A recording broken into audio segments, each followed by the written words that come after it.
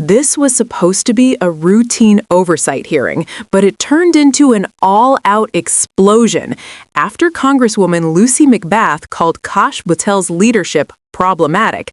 Patel didn't just push back, he went nuclear, rattling off arrest numbers, drug seizures, and child predator takedowns in a stunning defense of the FBI. What happened next left the room frozen. It's back. The gentlelady from Georgia is recognized. Thank you, Chairman, and thank you for coming in today, Mr. Patel. In the past few months, the country has experienced a string of horrific, high-profile attacks that have been motivated by racial hatred or political ideology.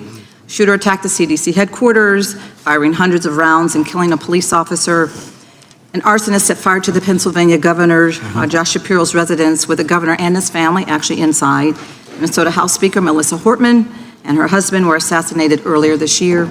Clark and Charlie Kirk was murdered last week. Bomb threats have been made against HBCUs and the DNC, and just the list goes on and on. I only have just a few minutes today, so I don't want to take a lot of time to go into all the countless and devastating violent crimes and incidents that have happened at our schools or on our streets and in our communities that have just been happening all year long. Mr. Patel, just yes or no, is this type of political violence ever acceptable in your eyes? No.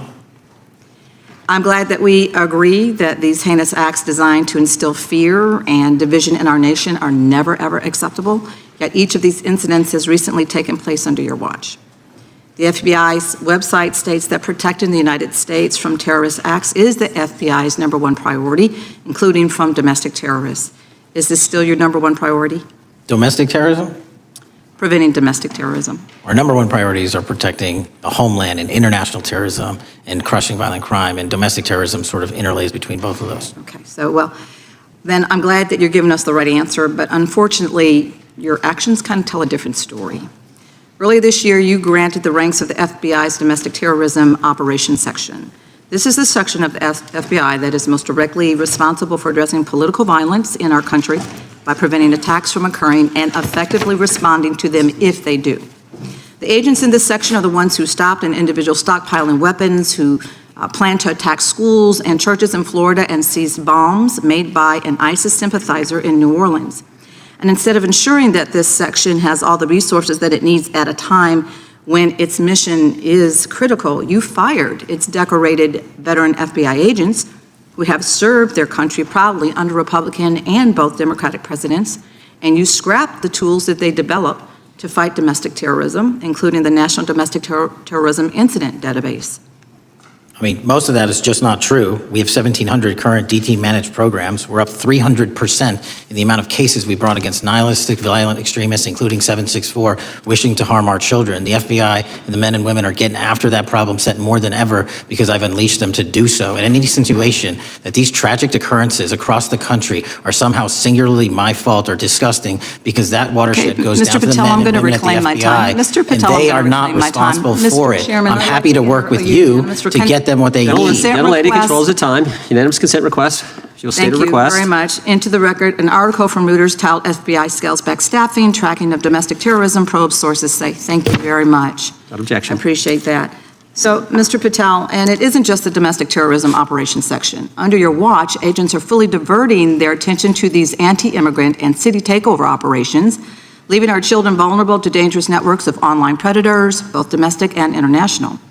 You pulled more than 120 FBI agents from their normal duties to operate sobriety checks and conduct traffic stops, exposing the FBI's fleet of unmarked cars and thereby making it harder for the FBI to combat violent criminal gangs, foreign intelligence services, and drug traffickers in the process. That's simply not true. If we were not able to do two things at one time, how would we be seizing record amounts of fentanyl? 23,000 violent felons have been arrested. Time belongs to the gentlelady. More than twice as many as last. Time belongs to the gentlelady from Georgia. Thank you very much. And this request basically is, it is an article from Reuters, which quotes law enforcement officers familiar with agents who once covered child exploitation cases, but now focus on immigration child exclusive. Thousands of agents diverted to Trump immigration track down. Mr. Patel, in the short time I have left, your tenure as director of FBI has been somewhat problematic. Americans are left definitely less safe under your watch. You have gutted the FBI's ability to keep safe from domestic terrorism. You have sent FBI agents to conduct traffic stops and round up hardworking immigrants who pose no danger to public safety. People even President Trump referred to as good, long-time workers. Your job is to protect and serve the American public. Time to the You gentlelady. spent your time protecting heinous individuals and using the FBI to serve as a political circus. You at times have appeared unequipped, Time and to this the country gentlelady has deserves better, and expired. I yield. Gentlelady yields May back. I respond? Sure can. Simply put, what is it? Are we failing? If we're failing, how are we arresting 23,000 violent felons? Twice as many as this time last year. Are we failing? Because if we're failing, how are we seizing 1,500 kilograms of meth, 25% increase from last year?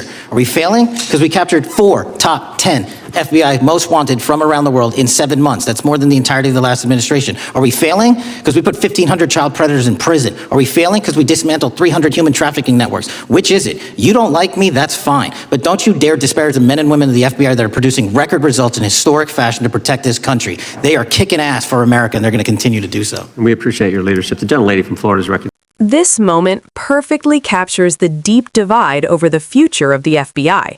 On one side, Lucy McBath lays out a grim list of political violence, assassinations, arson attacks, bomb threats, and argues that under Kash Patel, the Bureau has lost focus on domestic terrorism. She accuses the FBI of gutting its own domestic terror units, diverting agents to immigration enforcement, and leaving children vulnerable to predators, even citing reporting from Reuters. But Patel doesn't retreat. He snaps back with hard numbers.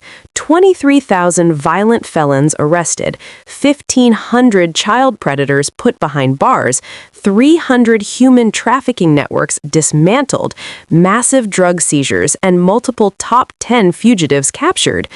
And then comes the line that electrified the room.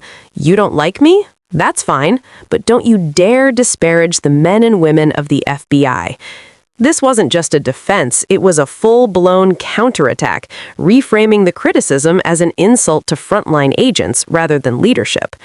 Whether you see Patel as a reformer or a risk, one thing is undeniable. This exchange exposed how explosive and personal the fight over America's law enforcement institutions has become.